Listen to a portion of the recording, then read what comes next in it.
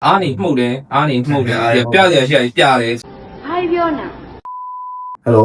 journalist ကပါအခုကျွန်တော်တို့ semi final ရဲ့နောက်ဆုံးပြည်သက်စိတ်ဝင်စားမှုအကောင်းဆုံးပွဲဖြစ်လာမယ်အင်္ဂလန်နဲ့အာဂျင်တီးနားပေါ့နော်အဲ့ပွဲလေးကိုကျွန်တော်တို့သုံးလုပ်တော့မှာဖြစ်ပါတယ်ဒီ semi final ရဲ့အကောင်းဆုံးပြီးတော့ပြည်သက်ကြည့်ကျင်ဆုံးနှစ်သင်းထိပ်တိုက်တွေ့ဆုံတဲ့ပွဲပေါ့အဲ့တော့ဒီအင်္ဂလန်နဲ့အာဂျင်တီးနားဒီ semi မှာတွေ့ရတဲ့အပေါ်အကိုရဲ့စိတ်ခံစားချက်လေးပထမဆုံးအနေနဲ့အင်္ဂလန် fan တော်တော်လေးများလိမ့်မယ်လို့ကျွန်တော်ထင်နေတယ်ဟောကိုကအာဂျင်တီးနား fan ညာတော့များပါပဲများမှာပါပဲဒါထုံးစံပါပဲဒီတိုင်းလေးပြောတာပါတော့စားတာက fan အရင်များတဲ့ရှင်ပေါ့လေကြီးရသူအရင်များတဲ့တင်တွေ့မှာဆိုတော့အခုသူက head to head မှာလဲပြိုင်ပွဲစုံတွေတွေ့ခဲ့တယ် major ပြိုင်ပွဲတွေမှာတွေ့ခဲ့တယ်မတွေ့ရတော့ကြာပြီဗျဒါပေမဲ့တွေ့ရတဲ့အတိုင်းကလည်းဟိုကျောင်းကရန်ဘက်ပြန်တွေ့ပြီလို့ပြောလို့ရလောက်အောင်ကျောင်းတော်ရန်စာလေးတွေပေါ့ဗျာရန်စာလေးတော့ပြောကြရတယ်1966 quarter final မှာလည်းအင်္ဂလန်ကတွေ့ခဲ့ပြီးတော့1-0နဲ့နိုင်တယ်အဲ့ဒီမှာပဲသူကဒီဘောကတ်ကိုချန်ပီယံဖြစ်ခဲ့တယ်ပေါ့နောက်ပြီးတော့1986ပေါ့အဲ့ကွာတာမှာလည်းအာဂျင်တီးနား 2-1 နဲ့နိုင်ခဲ့တယ်အဲ့မှာဘာတမိုင်းတွင်ညာရှိလဲဆိုတော့ခေါင်းခုန်တိုင်းနဲ့မာဒိုနာလက်နဲ့ပုတ်ပြီးတော့သွင်းမိတယ်အဲ့တော့လည်း VAR ဘက်မရှိတော့ဂိုးကပေးလိုက်တယ်ပေါ့အဲ့မှာသူက hand of god the goal of the century တကယ်တမိုင်းဝင်ဂိုးကြီးတစ်ခုဖြစ်သွားတယ်နောက်ဆုံး2002ပေါ့အင်္ဂလန်1-0နဲ့နိုင်တယ်အဲ့နှစ်မှာကြာတော့ရွှေရောင်မျိုးဆက်ပေါ့အင်္ဂလန်ရဲ့ရွှေရောင်မျိုးဆက်နော်ရွှေရောင်မျိုးဆက်ပေါ်တဲ့နှစ်ဘက်ခန်းရဲ့ penalty goal နဲ့နိုင်တယ်အဲ့တော့သူတို့ကတော့ဟိုတမိုင်းထဲမှာတွေ့ခဲ့တဲ့ပြိုင်ဘက်တွေအခုပြန်တွေ့ရတဲ့ပွဲပေါ့ဒီအာဂျင်တီးနားလူစီရင်အင်္ဂလန်လူစီရင်ပေါ်မှာအခုအနေနဲ့ဘယ်လိုမြင်လဲအာဂျင်တီးနားအနေနဲ့ပြောရမယ်ဆိုကျွန်တော်တို့ပေါ့နော်တောက်လျှောက်အရှိမဆော့လာပွဲတွေကစပြီးတော့ပေါ့နော်ဟိုအာဂျင်တီးနားသူ့အသင်းကြီးဆိုခြေစွမ်းကောင်းကောင်းမပြနိုင်သေးဘူးလို့ကျွန်တော်ထင်နေဗျအဓိကအနေနဲ့သူတို့ရှိမှရှိဒီလိုပဲဆိုတာလေဟိုးအရင်နှစ်တွေနဲ့ရှင်တိတလာပြောင်းလဲသွားတယ်တော့ရှိဘူးဒါသူတို့ကလည်းကျွန်တော်ပေါ့နော်စလာရဲ့ယုံကြည်ထားထင်ထားတာပေါ့နော်ဟိုသူတို့အနေနဲ့ဒီ team work ကိုဆက်လက်ထိန်းသိမ်းနိုင်မယ်ဒါအသေးဆောင်လာနိုင်မယ်ပေါ့နော်အသင်းကြီးဆိုရင်ဟန်တစ်ခုပြနိုင်မယ်လို့ထင်တာဒါပေမဲ့တောက်လျှောက်ကိပိုင်းနဲ့စတွေ့ရပွဲရစပြီးတော့ရုန်းကန်ရတယ်ဒါအနိုင်ကိုခြေပါကိုမြတ်ဖတ်ပြန်သွင်းနေတဲ့အချိန်ကြီးတစ်ခုဖြစ်နေဗျာအချိန်လိုပြောင်းရောက်ခဲ့သေးတယ်ဟုတ်တယ်ဗျာနည်းနည်းတော့အားမရဘူးဗျာအားမရဘူးဆိုရင်ကျွန်တော်အဲ့နေရာမှာတစ်ချက်သွားချင်းဒါမက်ဆီဆိုတာလေသူတို့ရှိမှကြာနည်းနည်းအသက်ကြီးနေပြီဟိုအဲ့လောက်ကြီးအားကိုးတယ်မျှော်လင့်တယ်မျှော်မှန်းတယ်ဆိုတာကြီးကမဖြစ်တော့မဖြစ်တင်ဘူးဥမာပေါ့ဗျာကျွန်တော်ပြင်သစ်နေနဲ့ပြောမယ်ဆိုရင်ဒါအမဘီမသွင်းရင်ဒမ်မီလီသွင်းလိုက်ဟုတ်တယ်နော်ဆိုတော့အဲ့လိုအချိန်တွေမျိုးကသူ့ရှိမှတိတ်အများကြီးမျှော်လင့်လို့မရအများကြီးမျှော်လင့်တယ်ဆိုရှေ့ထဲမှာရှိတဲ့ Everest ဆိုတာလေ Everest ကအခုဆိုလို့ရှိရင်ဒီနောက်ဆုံးမှာဆိုလေဒါအချိန်ကိုထိသွားပြီးတော့ရအောင်တဘောသွင်းနိုင်လိုက်လို့အဲပုံမှန်ဆိုသွင်းနိုင်ရှိဒါပထမဆုံး World Cup မှာသူ့ပထမဆုံးဂိုးလေးဖြစ်တယ်ဆိုတော့နောက်တစ်ယောက်က Martinez နှစ်ယောက်ကိုပြောတဲ့အဲ့နှစ်ယောက်လုံးကလည်းဟုတ်တယ်အကိုပြောသလိုပဲသူတို့သက်ဆိုင်ရာကလပ်မှာပေါ့လေဒီ AD ကိုမှလည်း Everest ကဂိုးတွေသွင်းတယ် free kick တွေသွင်းတယ်မထင်မှတ်တဲ့ဂိုးတွေသွင်းတယ် Martinez ဆိုတာလည်းဒီ Inter Milan မှာကစားလာတာကြာခြေစွမ်းကိုပြနေတာပဲပြနေဒါပေမဲ့ဒီအာဂျင်တီးနားရောက်တော့မက်ဆီသွင်းပါလိမ့်မယ်မက်ဆီမရတော့သူတို့ဒီ1-1ပေါ့လေကိုသမားနဲ့1-1တွေ့တဲ့ chance မှာတော့မှသူကဝင်အောင်ကန်သွင်းနိုင်တော့ဘူးအဲ့လိုလောက်ထိကျွန်တော်တွေးခဲ့တာဆိုတော့ဒါဟိုအကိုပြောရတယ်အဲ့ဟာနဲ့ကျွန်တော်ပြောနေတယ်တူမယ်ထင်တယ်ချက်မေးနေတာပေါ့လေဒီလက်ရှိချန်ပီယံလည်းဖြစ်နေတော့ဘွဲနဲ့ဘွဲရတယ်သူကဟိုအတင်းကြီးရလို့မတွေ့ရသေးဘူးဗျအခုအင်္ဂလန်နဲ့တွေ့တဲ့အပေါ်မှာရောရှေ့ရကစားပုံတွေနဲ့ဆက်သွားလို့အဆင်ပြေလောက်လားဒါမှမဟုတ်သူတို့ဒီဆွစ်ဇာလန်နဲ့ပုံမှာသူလည်း changes လေးလုပ်လာတယ်ဒါမှလည်းအရင်အားရစရာတော့မရှိခဲ့ဘူးလေငင်းဘောပဲလည်းဖြစ်ခဲ့တယ်ဥပကဆွစ်ဇာလန်ဆိုတဲ့တယောက်ဒီပိုင်းထုတ်ခံခဲ့ရတယ်ဆိုတော့အကွယ်မှာဆိုတော့တော်တော်လေးကိုထိုင်ကစိုးလို့များအချိန်ကြီးတီကိုနှုတ်သွားတာဗျဒီလားအားနေမှုတ်တယ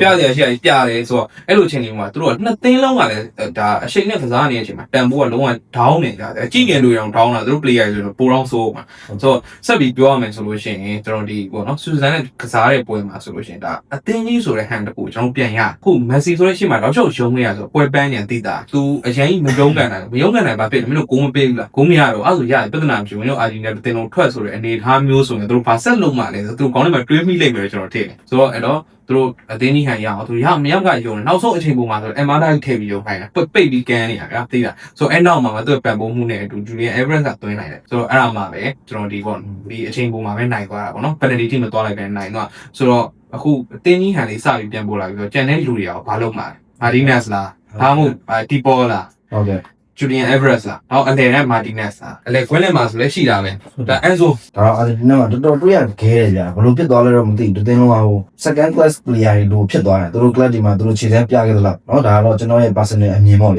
ေဟုတ်ပါဟုတ်ပြီသူတို့ဒီခြေစမ်းနဲ့ဒီ Switzerland ကိုတက်လာတယ်ရှိမှာ Cape Verde Egypt Switzerland တဖြည်းဖြည်းတော့ပုံမြင်လာတယ်ကဲ semi final မှာတော့အမြင်ဆုံးအာဂျင်တီးနားကိုမက်ဆီကြောင့်ကြိုက်တဲ့လူတွေများသလိုဒီ World Cup တမိုင်းတစ်လျှောက် fan favorite ဖြစ်ဆုံးအင်္ဂလန်နဲ့တွေ့တယ် အင်္ဂလန်နဲ့ပတ်သက်ပြီးတော့ဒီလူစင်းနဲ့အစုဖွဲ့မှာဟိုသဘောကျတဲ့သူရှိလားဘယ်တင်ကသူတို့ကစားကွက်တွေကဘယ်နေရာမှာအားနည်းချက်တွေရှိလဲအားနည်းချက်တွေရှိလဲအခုအမြင်လေးပေါ့ သူ့အချိန်မှာဆိုရင်ကျွန်တော်တိုက်စင်မှုနေသူဆိုလဲဒါအသက်အရွယ်တစ်ခုရဟာရီဂိမ်း ရှိမယ် ဟာရီဂိမ်းရှိမယ်ဗျာဘေးနားမှာဆိုတကယ်ကိုဒီဝေါ့ကကစားသမားတွေမှာတကယ်ကိုနာမည်ကြီးတယ်လူကမျှော်လင့်တာကစားသမားတစ်ယောက်ဖြစ်တယ်ဘယ်လင်ကန်ဆိုရင်လည်းဒါတွန်းတာဆိုတာ ဟုတ်ကဲ့ ရအောင်တွန်းတာအဝေးကစ်တင်တယ်ဟာရီဂိမ်းနေနေဆိုရင်လည်းဒါ तू ကအရန်အဘောရဲ့တိုက်စင်မှုတစ်ယောက်ဆိုတော့တကယ်ထိတ်ထိတ်တွေ့လာမယ့်အခါမှာတကယ်လို့ခုနကကျွန်တော်ပြောသလိုမက်ဆီသာမယုံနဲ့ဘာဆက်ဖြစ်သွားမှာလဲ အင်္ဂလန်ဘက်ကကြည့်တော့လေဒီသူတို့အဝေဖန်ခံရတဲ့ပွဲကနေစတယ်မက်ဆီပိုနဲ့ပွဲပေါ့လေအဲ့ပွဲကတော့အဖိုးတန်သွားတယ်ပြောလို့ရတယောက်အရောနဲ့ပုံမှာအင်ရှင်လိုသင်းကိုကြော်ရအောင်ကြော်ဖြတ်ခဲ့အောင်ဒီမန်တယ်ဘိုင်းနဲ့ပေါ့ဒီစိတ်မန်တယ်ဘိုင်းနဲ့သူရအောင်ကြော်ဖြတ်ခဲ့တယ်အဲ့ဒါလည်းအားတစ်ခုဖြစ်သွားပုံရတယ်နောက်ပိုင်းဒီတူချဲဒီလူစားလဲပုံတွေလူထုတ်ပုံတွေပြီးခဲ့တဲ့ပွဲမှာဆိုလို့ရှိရင်လည်း Rice ကိုပေကတ်ပြီးတော့ငါတို့တကယ်ပင်မပလေယာဖတ်သွားလို့မရဘူးဆိုတဲ့စိတ်နဲ့မနေခိုင်းမနဲ့တူချဲပွဲပန်းနေကစားသမားရေဝုန်းဒေးပလိုက်တဲ့အချိန်မှာဒီဟာလန်တို့လည်းအိမ်ပြန်လှည့်သွားတဲ့အချိန်တွေဖြစ်ကုန်တယ်အင်္ဂလန်ပြောင်းလဲလာပြီဆိုတာတော့ကျွန်တော်မြင်နေရတယ် သူချဲတော်တော်လှုပ်ခဲ့ပြောလို့ရတယ် ပြောင်းလဲလာမြင်နေရတဲ့အချိန်မှာတော့အာဂျင်တီးနားဒီစကာလိုနီပေါ့လေစကာလိုနီကတော့ဘာပြောင်းလဲအောင်ပါလဲမက်ဆီလိုမျိုးဒီဝါရင်ကစားသမားတယောက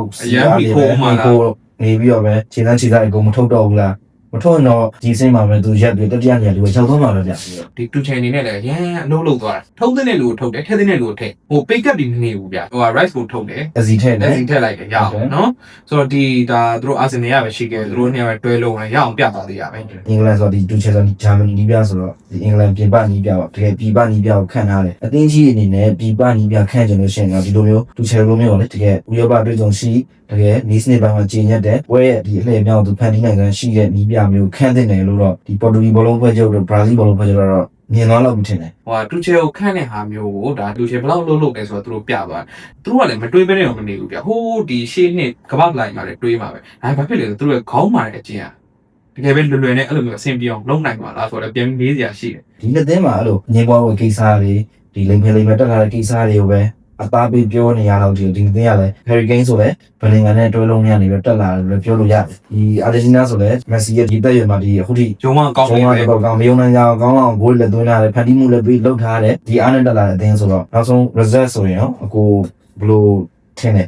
result နဲ့ကျွန်တော်မိနစ်90တီကိုကျွန်တော်တူလောက်သွားမယ်ထင်တယ်ကျွန်တော် extra time လောက်တီကိုကျွန်တော်သွားမယ်လို့မှန်းထားတယ်ပေါ့နော် ဟုတ်ကဲ့အဲ့တော့ကျွန်တော်ကတော့1-1ပေါ့လေတေးကြမှာဆိုတော့1-1ဒါဆိုအချိန်ပေါ်ကတော့ penalty ထိကျွန်တော်လည်းရောက်သွားနိုင်တယ် ဆိုတော့အချိန်ကိုမရောက်ခင်ဖြတ်ချင်တဲ့လူနဲ့ဒါအချိန်ကိုသွားလေပြဿနာမရှိဘူးဆိုတော့အတင်းကတွေ့အနီနာဆိုအချင်းနဲ့ပွင့်နေတွေ့ပြသွားတယ်သူတို့ဒါနှလုံးသွင်းခံထားရတာတော့89မိနစ်ကစပြီးတော့ဒါ3လုံးကိုပြန်သွင်းသွားတာမိနစ်ပိုင်းချဘယ်တော့မှမကြာခဲ့ဘူး 7မိနစ်ဝန်းကျင်လေးမှာ 7မိနစ်ဝင်ပြီး3လုံးရအောင်ပြန်ပြီးသွင်းသွားနိုင်တယ်တခါပွဲဖြတ်ချင်အောင်မိနစ်90နဲ့ပြတ်ချင်တယ်လေအင်္ဂလန်အနေနဲ့သူတို့ဂိုးတွေဆက်သွင်းသွားမယ်ဆိုရင်အာဂျင်တီးနားတွေကလိုက်ပြီးချေးပါအောင်ဆိုတော့ကျွန်တော်တို့မှန်းထားရတဲ့ဒီကျွန်တော်တည်မှန်းထားတဲ့ပုံပြီးဒီမိနစ်90အတွင်းမှာဂိုးတော့ပေါ်သွားနိုင် ကျွန်တော်ကတော့အဲ့လိုအကိုတွင်းနဲ့အဲ့လိုဂိုးရှော့လိုက်တယ်ဆိုတာကြတော့အဓိကတော့ဟိုအမှားတော့မခံတော့ဘူးလေနှစ်သင်းကလည်း Twitter မှာပေါ့လေသူကစားပွဲလှဖို့တဲ့သူတို့တစ်ချက်ကောင်းလေးတွေသွားမယ်အဲကျွန်တော်အမြင်နဲ့မိနစ်90အတွင်းမှာအဖြေထွက်မယ်ဆိုရင်ရောဘယ်လို result နဲ့အဲ့လိုမိနစ်90အတွင်းအဖြေထွက်သွားမှာထင်တယ် ကျွန်တော်ကတော့မိနစ်90အတွင်းမှာအဖြေပေါ်မယ်ဆိုတော့အာဂျင်တီးနားကိုသဘောကျတယ် ကျွန်တော်လည်းလိုပါမယ်အာဂျင်တီးနား1-0ပေါ့လေအာဂျင်တီးနားကလည်းပြီးကနေဆိုထပ်ထပ်သွင်းတက်တဲ့အချင်းလေးရတယ်နောက်ချက်ဖြစ်လာဆိုတော့အင်္ဂလန်နေနဲ့အဲ့ဒါနည်းနည်းသတိထားရမှာ တ ပေါ့ တိ လေ ထားမှရမယ်ဗျာ ဒါပေမဲ့အာဂျင်တီးနားဘက်ကလည်းဒီအခုနောက်ပိုင်းဒီ Harry Kane Bellingham တွဲလုံးတော့ဒီတော်တော်ကြီးဆိုင်ဖို့လိုတယ်ဗျဒီအာဂျင်တီးနားရဲ့ဟိုမထင်လို့ဥဆောင်ကိုရရင်နည်းနည်းလေးပေါ့ရောက်တတ်တဲ့အကျင့်လေးရနေပြီးတော့အင်္ဂလန်နဲ့လို့ကမ်းဘက်လာနိုင်တဲ့နော်ဝေတော့လည်းသူကမ်းဘက်ပြီးနိုင်သွားရပဲဆိုတော့လေပြီးတော့အာဂျင်တီးနားတက်သွားလို့ဘလိုပဲမှာဆိုရင်ဟိုဘက်ကဟိုဖယ်တင်းနဲ့တွေ့စီခြင်းတယ် ကျွန်တော်တကယ်အာဂျင်တီးနားတက်သွားမယ်ဆိုတော့စပိန်နဲ့တွေ့သေးတယ်ဗျာဘလို့များပြောင်းလဲနေတာဖြစ်နေပေါ့သူတို့ကဟိုရောက်လောက်ပေးဆိုသူတို့လုံမဂိုးလိုက်သွင်းမယ်ဆိုအာဂျင်တီးနားနဲ့ဟိုဘက်ရရင်ရသူသွင်းမယ်လှည့်မယ်ဒိမ့်မယ်ခောက်မယ်ပြောရရင်ဒါဒီလက်မင်းရမယ်ဆိုတာလ